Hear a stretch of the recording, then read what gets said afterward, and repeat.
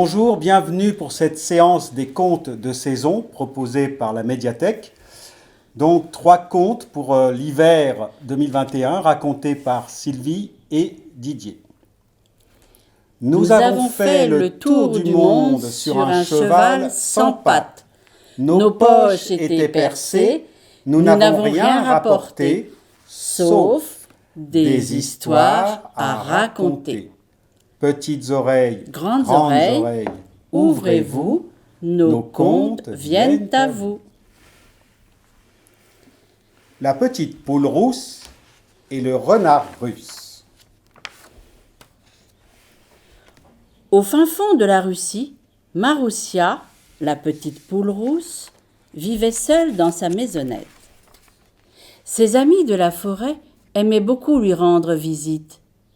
Grishka, l'ours brun, Igor, le cochon peintre, Katharina, l'oie et Nicolas, le lapin, buvaient le thé et discutaient pendant que Maroussia recousait les boutons et raccommodait leurs chaussettes trouées. Grâce à la petite poule la plus gentille du pays, il n'avait jamais froid aux pattes. Dans la poche de son tablier, Maroussia conservait toujours une aiguille à coudre, une bobine de fil et une paire de ciseaux. Derrière la colline vivait Piotr, le renard russe, et Louba, son épouse. Il rêvait de dîner d'une petite poule rousse. Toutes les nuits, Louba lisait des recettes pour cuisiner Maroussia. Mais le renard était un piètre chasseur. Jamais il ne parvenait à attraper la petite poule, tant elle était prudente. Les ventres vides de Piotr et de Louba gargouillaient. Un beau matin, Piotr eut une idée et annonça à Louba « Prépare la marmite. Ce soir, nous mangerons la poule rousse, foie de renard. » Il mit son vieux manteau et, muni d'un grand sac, courut jusqu'à l'isba de Maroussia. Piotr arriva à la porte et frappa. « Qui est là ?»« Ton voisin, le renard. Je claque des dents, chère Maroussia, et le vent froid passe par tous les trous de mon manteau. »« Entre donc, pauvre Piotr. Viens te réchauffer pendant que je reprise ton manteau. » Sitôt dans la maisonnette, Piotr, moustache frétillante, bondit sur la petite poule et tenta de l'enfermer dans son sac. Maroussia, plus rapide, parvint à s'envoler. Perché sur l'armoire, Maroussia se moquait bien de lui. « Tu ne m'as pas encore attrapé, vieux renard plein de puces !»« C'est ce que nous allons voir !» ricanait Piotr en se léchant les babines. Et il se mit à tourner comme une toupie, de plus en plus vite, si bien que la petite poule devint tout étourdie. Elle perdit l'équilibre et tomba dans le grand sac du renard russe. Piotr referma vite le sac, le jeta sur son épaule et rentra chez lui. Il se réjouissait déjà du festin à venir et avançait d'un bon pas. Mais la route était longue à travers la forêt et un vent glacé fouettait son museau. Soudain, une bourrasque emporta au loin le chapeau de Piotr. « Oh, sans ma toque de fourrure, mes oreilles vont geler !» Alors, Piotr posa son sac et courut récupérer son précieux chapeau. Sitôt seule, la petite poule rousse chercha les ciseaux dans la poche de son tablier. Et savez-vous ce qu'elle fit ? Clic-clac ! Elle découpa le sac et, clic-clac, sortit sur la pointe des pattes. Avisant une grosse pierre, Maroussia la fit rouler jusqu'au sac qu'elle recousit ensuite minutieusement. Puis elle se sauva vite, jusqu'à sa maisonnette. Lorsque Piotr revint, sa toque enfoncée sur la tête, il reprit son sac et poursuivit sa route. Évidemment, il ne se doutait de rien. « Miam, miam, miam, nous allons nous régaler. Mais qu'elle est lourde, cette poulette !» Il arriva enfin chez lui très fatigué et affamé. L'eau bouillait déjà dans la marmite de la cuisine. Piotr défit le cordon du sac. « Attention, il ne faut pas que la poule s'échappe !» s'écria Louba. Le renard vida alors le sac au-dessus de l'eau bouillante, sans même regarder. Plouf! La grosse pierre tomba dans la marmite. Patatras! La marmite se renversa avec fracas. Aïe, Aïe, aïe, aïe, aïe! L'eau bouillante les éclaboussa. Ouïe, ouïe, ouïe! Piotr et Louba se mirent à danser. Prenant leurs pattes à leur cou, ils se sauvèrent en criant. Les oreilles basses, les deux renards s'enfoncèrent dans la forêt et disparurent à tout jamais. Maroussia retrouva son logis et ses amis. Gritchka l'ours brun, Igor le cochon peintre, Katharina l'oie et Nicolas le lapin buvaient le thé et discutaient pendant qu'elles recousaient les boutons et raccommodaient leurs chaussettes trouées. Tous pensaient que Maroussia, la petite poule la plus courageuse du pays, avait eu chaud aux pattes. Dans la poche de son tablier, Maroussia garde toujours une aiguille à coudre, une bobine de fil et une paire de ciseaux. On ne sait jamais. Notre conte est dit et maintenant il est fini.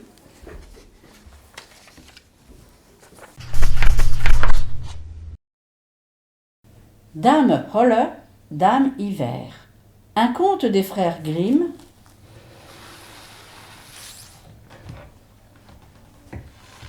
Une veuve avait 2 filles. L'une était belle et travailleuse, l'autre laide et paresseuse, mais c'était sa préférée. Elle l'aimait beaucoup car c'était sa vraie fille. La fillette, belle et travailleuse, devait faire tous les travaux dans la maison. C'était la Cendrillon. Tous les jours, elle allait au bord de la grande route, près d'un puits pour filer la laine. Elle devait tant filer que ses doigts étaient en sang. Un jour, même la bobine fut pleine de sang. Elle voulut la laver dans l'eau, se pencha, mais la bobine lui glissa des mains et tomba au fond du puits. Elle pleura et alla raconter son malheur à sa marâtre. Celle-ci se fâcha et ordonna : « Tu as laissé ton fuseau tomber alors ! Va le remonter !» La fillette retourna au puits, mais elle ne savait vraiment pas comment faire. Courageusement, elle sauta dans l'eau pour chercher la bobine et là, s'évanouit. Lorsqu'elle reprit ses esprits, le soleil brillait. Elle était dans une belle prairie au milieu de centaines de fleurs. Elle se leva, marcha vers un four plein de pain, et le pain criait : « Sors-moi de là ! Sors-moi de là, sinon je vais brûler ! Je suis cuit depuis longtemps !» Elle prit la longue pelle à pain et sortit les miches une à une du four. Elle poursuivit son chemin, arriva devant un arbre plein de pommes qui suppliait : « Secoue-moi, secoue-moi ! Toutes mes pommes sont mûres à point !» Elle secoua l'arbre, les pommes tombaient comme s'il en pleuvait. Elle le secoua jusqu'à la dernière pomme. Puis elle les rangea en un grand tas et reprit son chemin. Finalement, elle arriva devant une petite maison. Une vieille femme regardait par la fenêtre. Elle sortit. Elle avait des dents si grandes que la fillette eut peur et voulut fuir. Mais la femme l'appela. « De quoi as-tu peur, ma petite ? Reste chez moi. Si tu fais tous les travaux de la maison consciencieusement, tout ira bien pour toi. Tu dois surtout soigneusement faire les lits et bien secouer les édredons. Alors, quand les plumes s'envolent, sur la terre, il neige. Je suis Dame Holle, Certains m'appellent Dame Hiver. » Elle parla si bien que la jeune fille mit tout son cœur à l'ouvrage. Elle secouait si fort les édredons que les plumes volaient comme des flocons de neige. Elle était heureuse, pas de mots méchants, et tous les jours les plats bien mijotés de Dame Holle. Mais au bout d'un certain temps, elle devint triste, sans savoir ce qui réellement lui manquait. Finalement, elle sut que c'était la mélancolie. Même si elle était 100 fois mieux chez Dame Hiver, sa maison lui manquait. Elle finit par lui avouer. « J'ai envie de rentrer chez moi. Même si je me sens très bien ici, je ne peux pas rester plus longtemps. Je dois retrouver les miens. » Dame Holle dit « Je suis contente que tu veuilles retourner chez toi. Et comme tu m'as très bien servi, je vais t'accompagner là-haut. » Elle la prit par la main et l'emmena devant une grande porte. La porte s'ouvrit. La fillette la franchit sous une pluie d'or qui la recouvrit entièrement. « Cet or est pour toi, ma petite, car tu as été très travailleuse. Prends aussi la bobine que tu as laissée tomber dans le puits. » La porte se ferma et la fillette se trouva tout près de sa maison. Sur la barrière, le coq l'accueillit.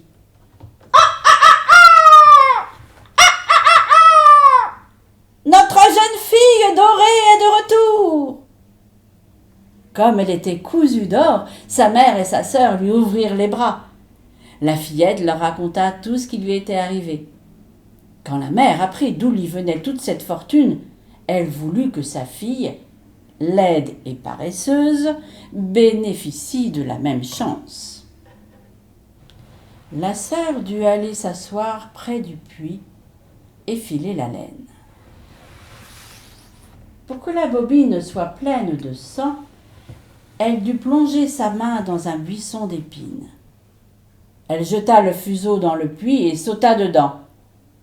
Comme sa sœur l'avait raconté, elle arriva dans le grand pré et suivit le même sentier. Quand elle fut devant le four, les pains se mirent à crier. « Sortez-nous de là, sinon nous allons brûler. Nous sommes cuits depuis longtemps. » Mais elle répondit « Je ne vais certainement pas me salir. » Elle passa son chemin. Bientôt, elle fut sous le pommier. « Secouez-moi, toutes mes pommes sont mûres à point. » Elle ricana tout en continuant sa route. « Ça ne va pas, elles vont me tomber sur la tête. » Quand elle arriva devant Dame Holle, elle n'eut pas peur de ses grandes dents. Elle en avait déjà entendu parler. Elle se mit tout de suite à son service. Le premier jour, elle s'appliqua. Elle travailla bien, faisant tout ce que Dame Hiver lui disait, car elle pensait à tout l'or qu'elle allait lui offrir. Le deuxième jour, elle commença à paresser. À partir du troisième jour, elle ne voulait même plus se lever. Elle ne faisait pas les lits, ne secouait plus les édredons, les plumes ne volaient pas, il ne neigeait plus sur la terre. Alors Dame Holle en eut assez et lui dit qu'elle n'avait plus besoin de ses services. La sœur fut contente. Elle pensait que le moment de la distribution de l'or était arrivé. Dame Holle la conduisit à la grande porte. Quand elle la franchit, ce n'est pas une pluie d'or qui lui tomba dessus, mais un gros bidon de goudron.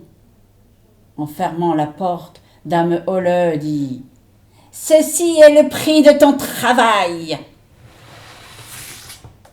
La sœur arriva à la maison couverte de goudron. Le coq l'accueillit. « Notre souillon est de retour !» Elle eut beau faire, Le goudron lui colla à la peau toute sa vie. Mon conte est fini. Menteur. Une aventure d'Askelad, le petit futé dompteur de trolls. Il était une fois une princesse si douée pour improviser des mensonges invraisemblables que nul n'avait jamais le dernier mot. Elle était tout simplement intarissable. Or, un jour, le roi son père fit savoir par tout le pays qu'il accorderait sa main, ainsi que la moitié de son royaume, à celui qui réussirait à la battre à son propre jeu et à lui clouer le bec. Un grand concours de menterie fut donc organisé à la cour. Les candidats arrivèrent en foule, mais ils échouèrent tous lamentablement. 3 frères qui cherchaient fortune résolurent alors de se présenter à l'épreuve. L'aîné s'y essaya le premier. Il se trouva vite à court d'inspiration et dut se retirer. Le cadet ne s'en tira pas mieux. Le plus jeune des 3, Askelad, ne voulait pas être en reste. Il trouva la princesse inspectant avec son père la ferme royale. « Bonjour, votre Altesse, dit-il poliment. « Bonjour. Je vois que tu admires notre étable. Il n'y en a sûrement pas d'aussi vaste dans ton village. Si 2 vachers jouent de la corne chacun à bout, ils sont si loin l'un de l'autre qu'ils ne peuvent pas s'entendre. »« Oh, que si! Notre étable est si longue que si une vache conçoit un veau en y entrant, son veau est prêt à naître quand elle en sort. » »« Ah bon? Mais votre taureau n'est sûrement pas aussi impressionnant que le nôtre.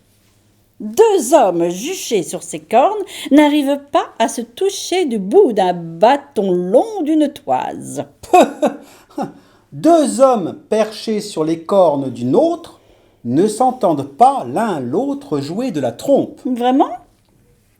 En tout cas, vous n'avez sûrement pas autant de lait que nous. Ici, on traite dans des barriques.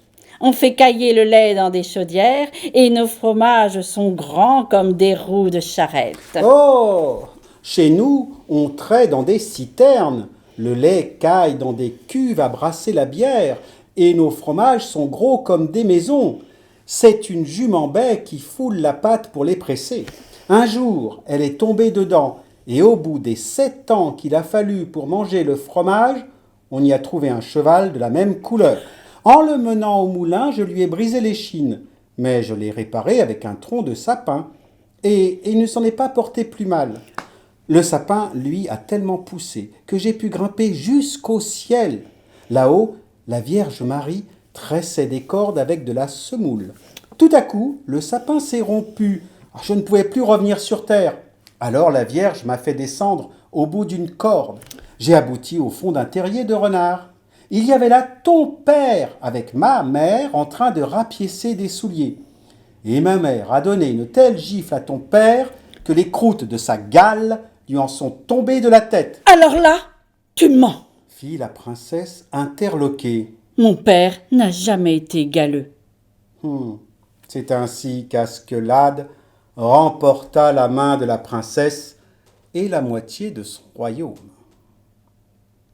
Notre conte est dit, et maintenant il est fini. Petites oreilles, Grandes oreilles, fermez-vous. nos contes viennent à vous. À vous de les faire voyager à votre convenance.